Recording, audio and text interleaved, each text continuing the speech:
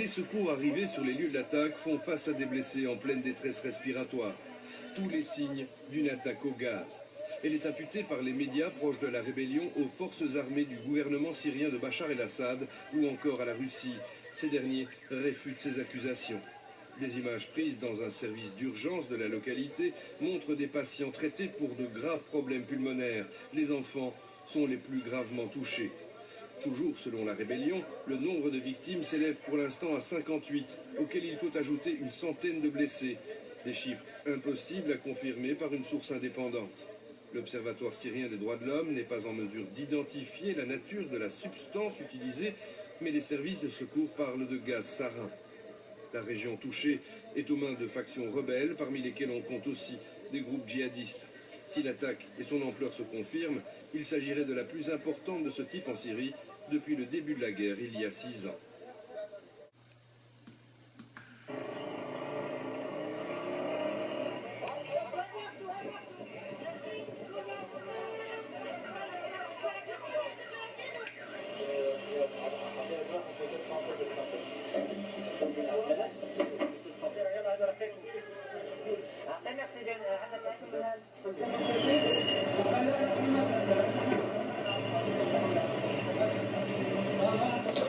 The patients keep just flooding in from this chemical attack, and everyone has got pinpoint people, every single patient. They don't have smell of chlorine. This is not a chlorine attack.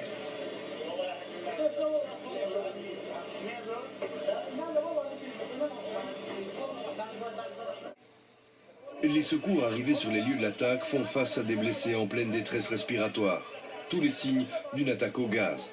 Les médecins pointent même des organophosphorés comme le gaz sarin. Regardez ces patients. Ils ont des signes clairs d'une attaque aux organophosphorés. Ce patient derrière moi a les pupilles en tête d'épingle, comme les autres patients qui ont subi l'attaque sur Khan Sheikhoun, au nord d'Hama. Ces attaques se poursuivent tous les jours et personne ne fait rien pour arrêter ces attaques au gaz.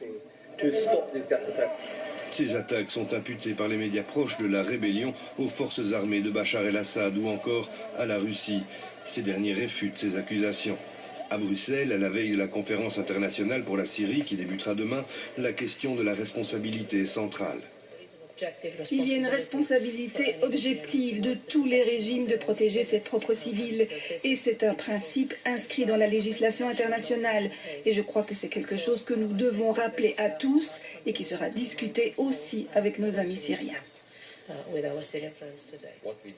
Ce que nous savons, c'est que c'était une horreur, en termes de victimes et en ce qui concerne les images et les vidéos que nous avons pu voir.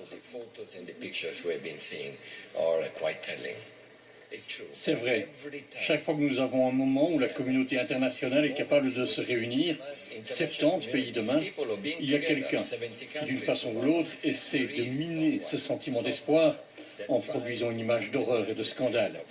Mais nous n'allons pas céder.